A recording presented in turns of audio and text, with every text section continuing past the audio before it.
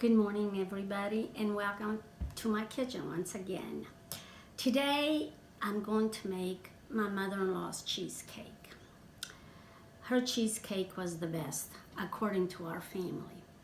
But before I get started with the actual cheesecake, I'm going to talk a little bit about a few other things that you need.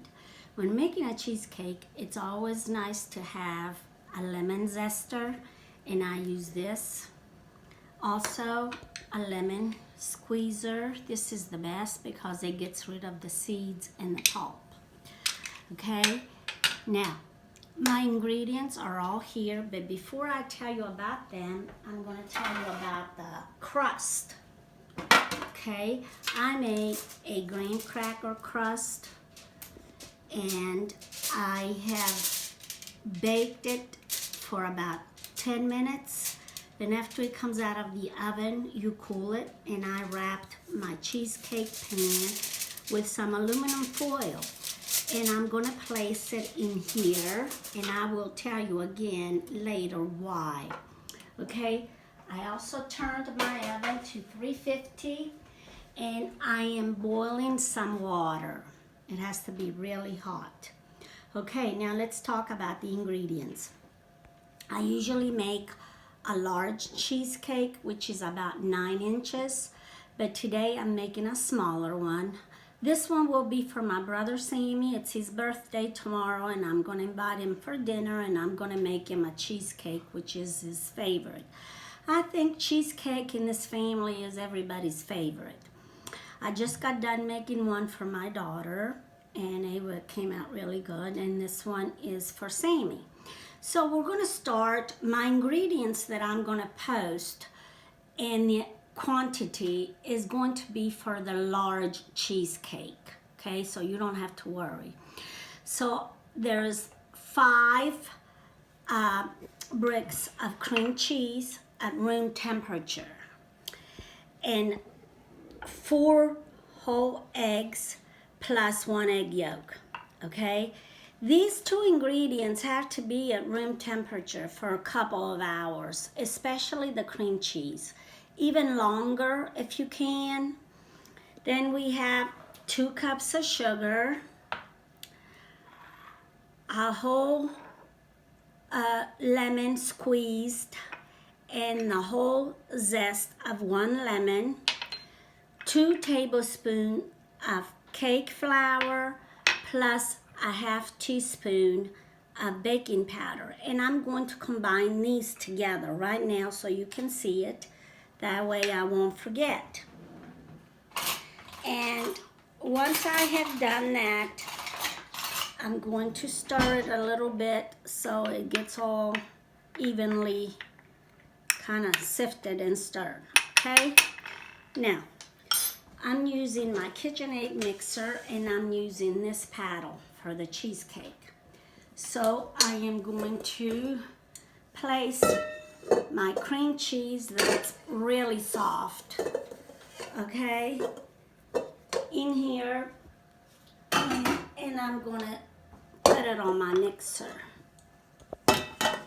Okay, now before you put any other ingredients, you have to make sure that this is well mixed with no lumps. Otherwise, your cheesecake is not going to bake correctly. So I'm going to start creaming my cream cheese.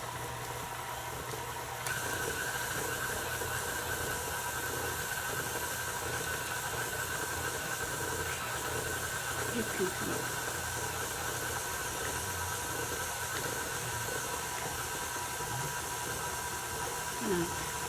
Show them how it's creamy. First I start on low, and then I increase it a little bit. Just make sure that it gets real creamy.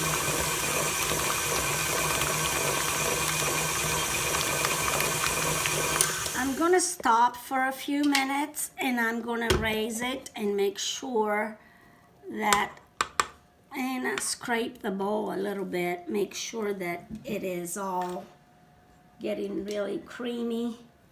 because once you add the other ingredients, you don't want to mix a cheesecake too long because we don't want to create a lot of air, okay? Otherwise, your cheesecake will not bake evenly, and also it will crack.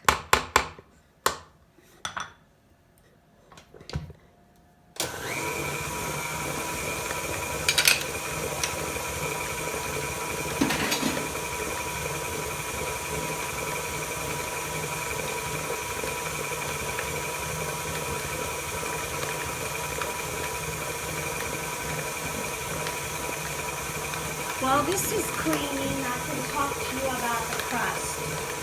For the crust, I use 17 graham crackers, a fourth of a cup of sugar, a fourth a teaspoon of cinnamon, and about a fourth a cup or a half stick of melted butter. You mash your graham crackers either in your food processor or just by hand, and then you mix the sugar, the butter, and the cinnamon, and it makes like a little, crust, and then you pour it into a buttered spring pan, and then you cover it with aluminum foil and place it aside.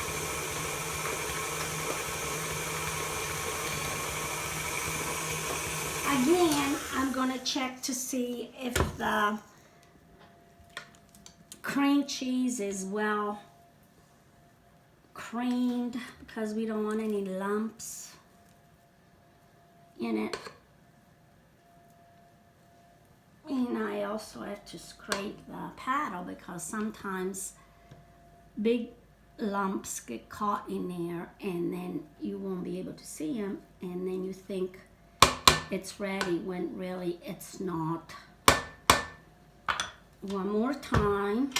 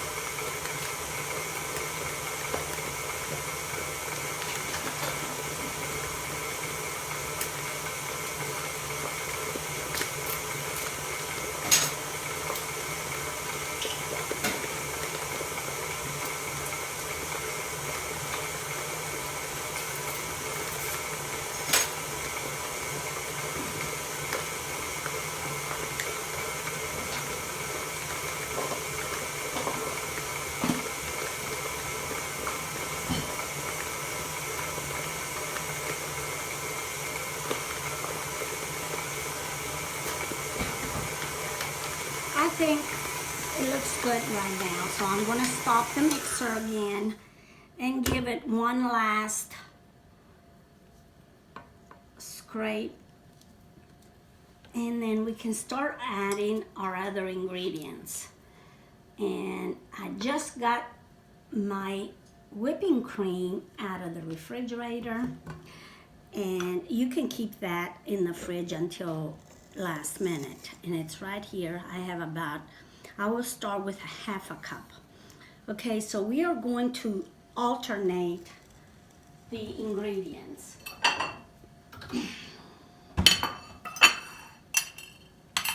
We're going to put a little bit of sugar,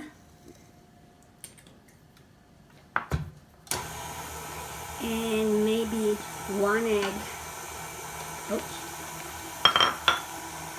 Sometimes that happens, but that's okay. We're also going to add a little bit of the lemon juice that I squeezed.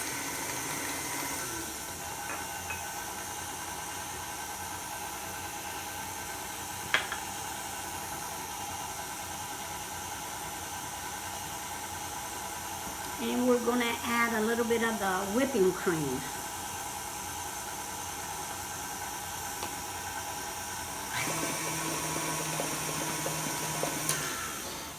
I'm going to add a little bit more sugar and a little bit of egg again.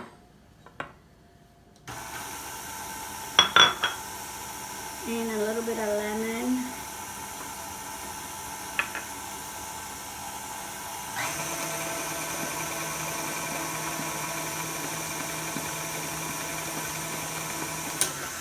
And I'm going to lift it up and scrape.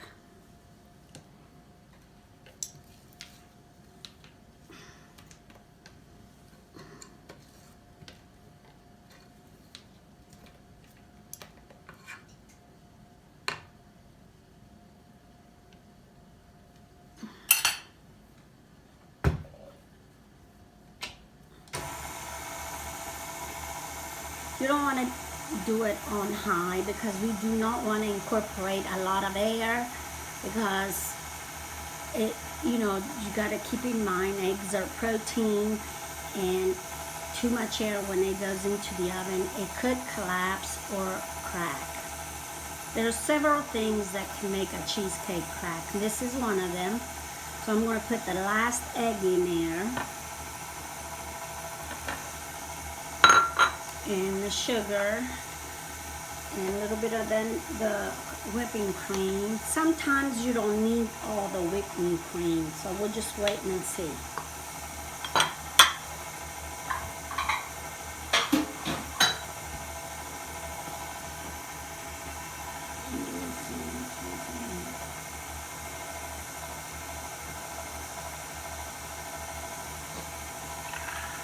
A little bit more juice.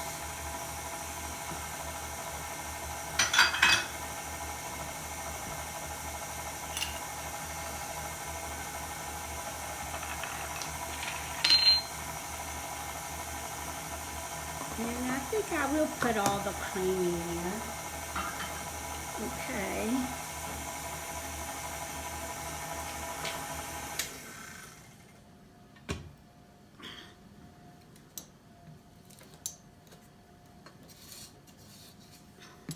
Make sure you get to the bottom of the bowl, because sometimes there could be a few lumps of the cream cheese.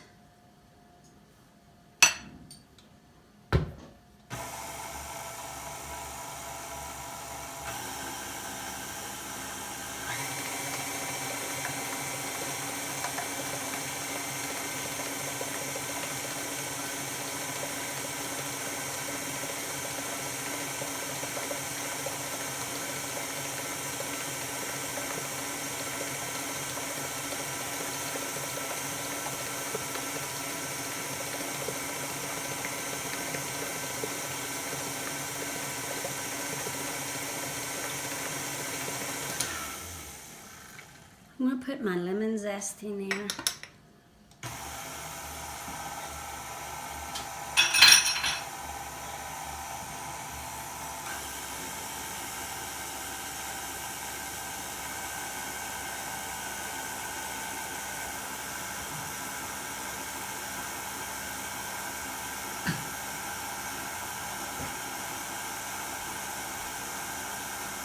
This is my flour, so I'm going to add it all at once. And remember, it has the powdered sugar in there.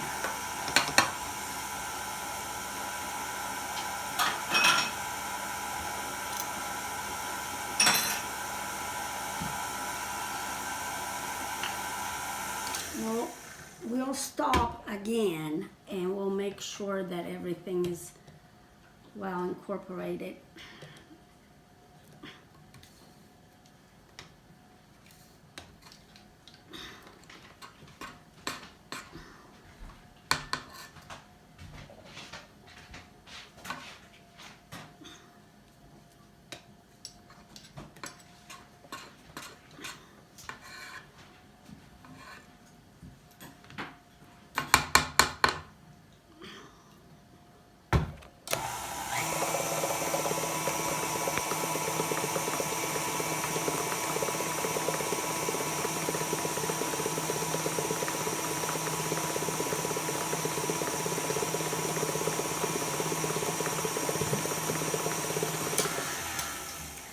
think this is pretty much done now.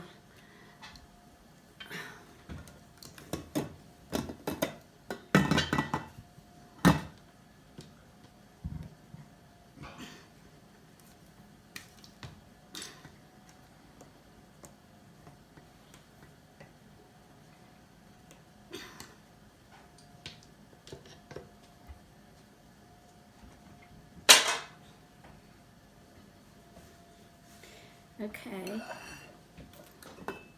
now I am going to tell you a little bit about the crust again. Okay, so we're going to cook this cheesecake in a water bath. So what you need is a pan or a container to put about 1 inch or 2 of water in it, so to make sure that the crust doesn't get wet or anything. So you're gonna wrap your form, your cheesecake form, with some aluminum foil. I also have a kettle of water on my stove that it's boiling, and my oven is preheated. So I am going to pour some hot water in here.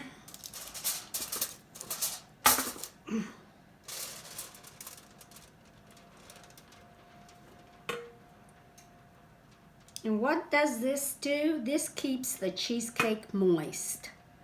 Just like when you're baking bread, so your bread gets nice and shiny on top. So make sure that you don't do above the aluminum foil. And I think this is good enough now. Okay, my stove has been preheated, and I'm going to pour this in here now.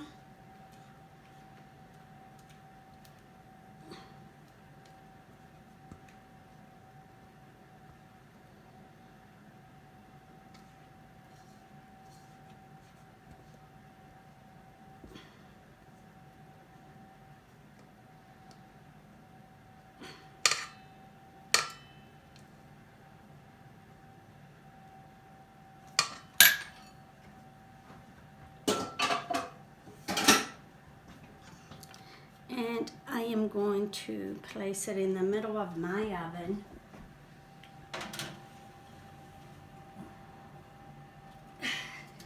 And I'm going to let it cook for 20 minutes at 350 degrees. And then I'm going to lower it to 325 and let it cook for another 45 minutes. So once all this is done, we'll come back and I'll show you what it looks like. Thank you.